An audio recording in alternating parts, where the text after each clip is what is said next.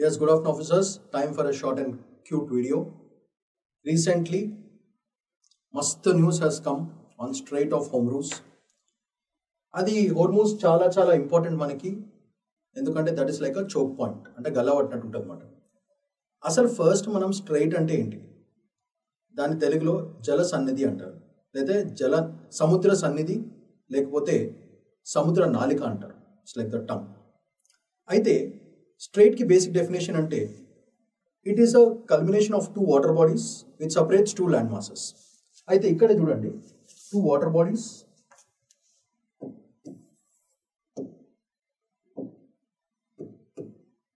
రెండు water bodies ని and రెండు ల్యాండ్ మాసెస్ ని సపరేట్ చేస్తుంది.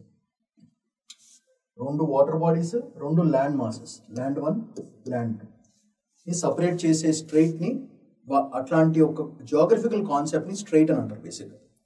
సో ఇఫ్ యూ అబ్జర్వ్ దీని length at the narrowest point, this length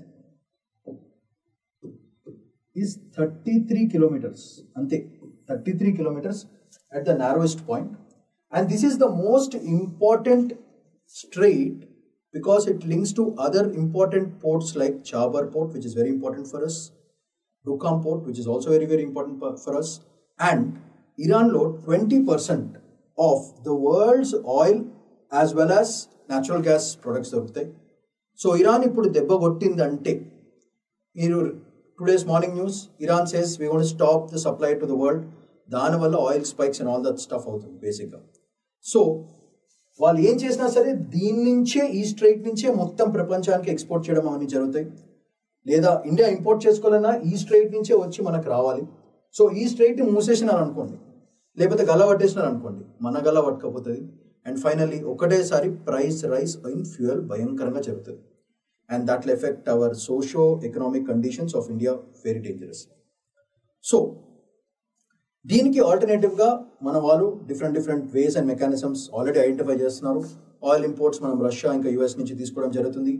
Ukraine డీల్లో కూడా మనం చేసుకోవడం జరుగుతుంది. So all these things we are doing, but major supply ఇక్కడి నుంచి కాబట్టి ఇది ఎట్లైనా ఓపెన్ పెట్టుకుని ప్రపంచం ఏమైపోయినా ఇండియాకు మాత్రం ఫ్యూల్ వచ్చేటట్టు మనం ఒక మంచి డిప్లొమాటిక్ టర్మ్స్ మనం ఇరాన్తో మాట్లాడుకోవాల్సి వస్తుంది. సో బేసికల్గా if you observe Oman, UAE, Qatar, Iran. So ఇరాన్తో మనం మంచి డీల్స్ పెట్టుకుంటే మనకి fuel supply and not just for this, చాలా ప్రొడక్ట్స్కి this will be the global supply చైన్లో. ఇది కనుక బ్రేక్ అయిందంటే గ్లోబల్ సప్లై చైన్ బ్రేక్ అవుతుంది, ప్రైస్ రైస్ భయంకరంగా పెరుగుతుంది, inflation and associated economic concepts that every country has to face. So this is the overall story line. So ఇప్పుడు ఎట్లా మనము ఇరాన్ని, ఇజ్రాయెల్ ఇష్యూ, ఇరాన్ వల్ల fundamental Iran is trying to use this route because that is the main source of trade for all kinds of energies like fuel. ఈ ఫ్యూయల్ని ఒక వెపన్లా వాడుకోవాలని Iran try చేస్తుంది. So అట్లా soft డిప్లొమసీయో లేకపోతే ట్రెడిషనల్ డిప్లొమసీయో, ఇరాన్కి ఇండియాకి చాలా హిస్టారికల్గా టైస్ ఉన్నాయి కాబట్టి మనం అట్లా భయం పెట్టలేం. ప్రస్తుతానికి ఏదో ఒకటి సాఫ్ట్ డిప్లొమసీ వాడి స్ట్రాటజిక్గా ఇరాన్ని మన వైపు తెచ్చుకోవడం అనేది చాలా ఇంపార్టెంట్. అలా జరగాలంటే స్ట్రైట్ ఆఫ్ హోర్ముజ్ని టచ్ చేయకూడదు Iran. So that is a game plan. So let's look at some of the interesting points with respect to this. So మనకి ఎందుకు చాలా ఇంపార్టెంట్, మనకేంటి నష్టం, మనకి ప్లస్ ఏంటి మైనస్ ఏంటి ఒకసారి చూద్దాము. Oil imports, 65% of India's oil imports will come from this state. అంటే 100 units ఆఫ్ ఆయిల్ కనుక మనకి ఇండియాలోకి వస్తుంటే దాంట్లో 65 units మనము Iran oil imports straight of Hormuz నుంచి వస్తాయి. అందుకే చాలా important. So next natural gas, major LNG supplier Qatar shipment ఈ రూట్లోంచి వెళ్తాయి.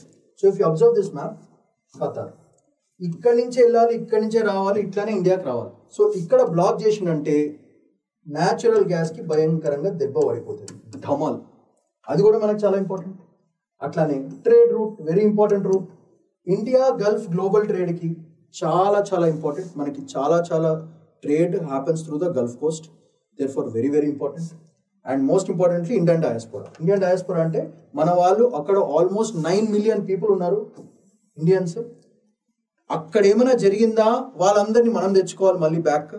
Same thing happen during Iraq war. What happen, we had to displace them. ఇప్పుడు రీసెంట్గా చూడండి, ఇరాన్ నుంచి 110 స్టూడెంట్స్ మనం తెచ్చుకున్నాం. అట్లానే 9 మిలియన్ అంటే ఒక్కసారి 90 లక్షల మందిని ఏడుకెళ్ళి తీసుకొస్తాం, ఏడబెడతాము, ఏడబెట్టుకోవాలి. సో చాలా పెద్ద ప్రాబ్లం అవుతుంది. సో ఇది కనుక క్లోజ్ అయిందంటే Indian diaspora also will become a big problem. మళ్ళీ వాళ్ళందరూ వచ్చిన తర్వాత గ్లోబల్ ఇన్స్టెబిలిటీ భయంకరంగా, వల్నరబుల్ ఇన్స్టెబిలిటీ భయంకరంగా పెరుగుతుంది. అది basic problems. So these are the major points that మనం గుర్తుపెట్టుకోవాల్సింది. ఇంపోర్ట్స్ ఒకటి, న్యాచురల్ గ్యాస్ ఒకటి, ట్రేడ్ రూట్ ఒకటి, and Indian diaspora issues. These are the major issues that we have to face. ఇది కాకుండా what are the important ports? Duqm port. ఎందుకు this port is very important అంటే మనం logistical access, ఎందుకంటే అక్కడ మనకి రీఫ్యూయలింగ్ ఆఫ్ నేవల్ పాయింట్స్ ఉన్నాయి. So ఆ రీఫ్యూయలింగ్కి this port is very very important. So ఓమన్లో ఉంది అది, దానివల్ల that port is very important for us. అట్లానే ఇండియన్ పోర్ట్స్ ఏమేమి ఉన్నాయో ఒకసారి చూడండి. Kandla, Mumbai, Mangalore crucial for recipients of Gulf oil shipments. So ఇక్కడి నుంచి వస్తారు. And Chabahar port the most important, మస్త్ ఇన్వెస్ట్మెంట్ పెట్టాం దాని మీద. ఇది దెబ్బపడిందంటే ఇది కూడా బొక్క పడిపోతుంది మనకి. India developed alternative to bypass Pakistan and reduce Hormuz risks. So ఇది మనం చాలా డబ్బులు పెట్టినాము, ఇప్పుడు అక్కడ కనుక క్లోజ్ అయిందంటే ఆ డబ్బులు పోయినట్టే. సో అందుకే చూడండి, Chabahar port which is in Iran and Duqm port which is in Oman, these two are very very important points. Why? Chabar port alternative route from Pakistan and Dukam port very very important for refueling. And ఇవన్నీ ఇక్కడ నుంచి వచ్చి final గా they will come to Kandla, Mumbai, Bengaluru. So ఒక్కసారి చూడండి, ఇక్కడ Chabahar port, Gwadar port, that's also very very important for us. So Oman, ఇక్కడ Duqm port ఉంటుంది. So if you observe this, ఇక్కడ నుంచి ఏదైనా సరుకు ఇక్కడ రావాల్సిందే ముంబైకి, Mumbai, Kandla as well as Mangalore. So these are the points where all these shipments have to come and importing అన్ని ఇండియాలో జరుగుతుంది. ఇక్కడ నుంచి వేరే వేరే స్టేట్స్కి వేరే వేరే దానికి మనకు సప్లై జరుగుతుంది. సో ఇక్కడ గనక బొక్క పడిపోతే, if it is lost, then this key trade route is completely lost and that will be a big problem, not just for fuel, for all the trades associated with it. So these are all the ports. Dukam port very very important, and Chabar port highlightly important, and Gwadar port. These are the major 3 ports. So if you look at this map, చూడండి, Chabahar port, Gwadar port, డూకామ్ port, ఇవన్నీ కూడా final గా ఇక్కడ నుంచి మనము Mumbai are Mangalore. So ఇట్లా మనకి this trade is very very important. So ఇక్కడ కనుక Iran if it stops, then this access to all these things is lost and finally we will be at loss. So final గా what are the basic and the major impacts for India? ఒక quick glance కొడతాం, ఎందుకు మనకు ముప్పు ఏంటి అనేది కదా. So what are the ముప్పులు ఒకసారి చూద్దాం. ఫస్ట్, బ్లాకేడ్ అండ్ కాన్ఫ్లిక్ట్, అంటే క్రూడ్ ఆయిల్ స్పైక్ అవుతాయి, దానివల్ల ఫిజికల్ స్ట్రెస్, ఇన్ఫ్లేషన్, అండ్ ఫైనల్గా మనం సబ్సిడీలు ఎక్కించుకోవాలి, అంటే మన దగ్గర నుంచి ట్యాక్స్లు ఎక్కువ కలెక్ట్ చేస్తారు. షిప్పింగ్ డిస్రప్షన్, షిప్పింగ్లో మనం ట్రేడ్ చేసే షిప్స్ ద్వారా వస్తాయి, దానివల్ల డిలేస్ జరుగుతాయి, లాజిస్టిక్ ఇష్యూస్ వస్తాయి. So cargo delay, increased maritime insurance, and finally rerouting losses. So ఒకటి క్లోజ్ అయితే ఇంకోటి ఓపెన్ చేయాలి, ఇంకోటి ఓపెన్ చేయాలంటే ఆ షిప్పులు మళ్ళీ వేరే దారి నుంచి పోవాలి, వేరే దారి నుంచి మళ్ళీ ఫ్యూయల్ కాస్ట్, దానివల్ల ఓవరాల్గా there will be big losses in rerouting, అంటే మళ్ళీ రీరూట్ చేయడం, అదొకటి. ఇది కాకుండా జియోపొలిటికల్ రిస్క్స్ ఏమేమి ఉన్నాయి? ఈ యుఎస్ ఇరాన్ గల్ఫ్ టెన్షన్స్లో మనం ఇన్వాల్వ్ అయ్యి మన ట్రేడ్ కామర్స్ దెబ్బతినడం వల్ల ఇండియా ఇన్స్టేబుల్గా ఒక సిచ్యువేషన్ వచ్చే ఛాన్స్ ఉంది. And diaspora crisis, as I told, repatriation costs, remittance loss, diplomatic burden, these are the 3 major things. వాళ్ళని మళ్ళీ తెచ్చుకోవాలంటే అదొక ఖర్చు అవుతుంది.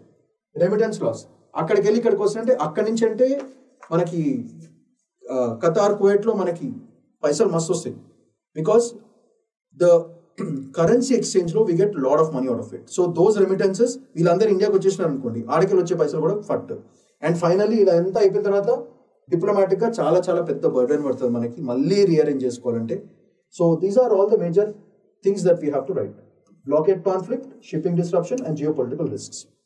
ఇవి కాకుండా ఎక్స్క్లూజివ్ ట్రేడ్ అండ్ కామర్స్కి మనకి ఏమేమి బొక్కలు పడతాయి, ముప్పులు ఏంటిది, మనం ఏమేమి ఫేస్ చేయాల్సి వస్తుంది? First, volatile shipping and freight charges భయంకరంగా పెరుగుతాయి, so which is very bad for us. Insurance premiums భయంకరంగా పెరుగుతాయి, రీరౌటింగ్ డిలేస్ భయంకరంగా పెరుగుతాయి, అండ్ రిపుల్ ఎఫెక్ట్స్, అంటే ఇవన్నీ జరగడం వల్ల ఫైనల్గా మన exports imports with EU, Africa and Middle East భయంకరంగా చాలా చాలా దారుణంగా దెబ్బతింటాయి. So these are the major effects that India has to face if something happens there. So these are all the points that you have to clearly mention. This is the geopolitical angle that we have to think.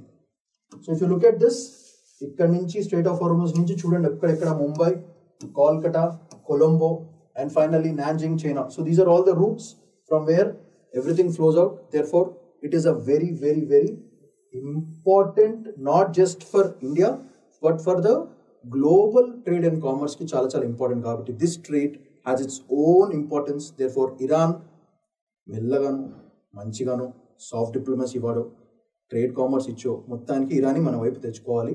That is a must. ఎందుకు మనకు కావాల్సింది Strait of Hormuz కాబట్టి. So if you look at this point, చూడండి ఒక్కసారి, these are all the things. This is Chahabad port, this is Dukam port, and this is the route from which, and finally Kandla, Mumbai, and manaki oil imports, natural gas, trade route, Indian diaspora. These are all the major conflicts, and this is how it moves. So straight, 2 water bodies and 2 land masses ni separate చేస్తుంది కాబట్టి it's called a strait. తెలుగులో సముద్ర సన్నిధి లేదా సముద్ర నాళిక అంటారు. So that's all for today. I hope you have enjoyed the video. If you like it, please share, like, subscribe karo and share it to as many students as possible. It's good for all the students who are seriously preparing for UPSC. So Shamanth Paidikundla signing off for today. Have a nice day. Take care. Bye-bye.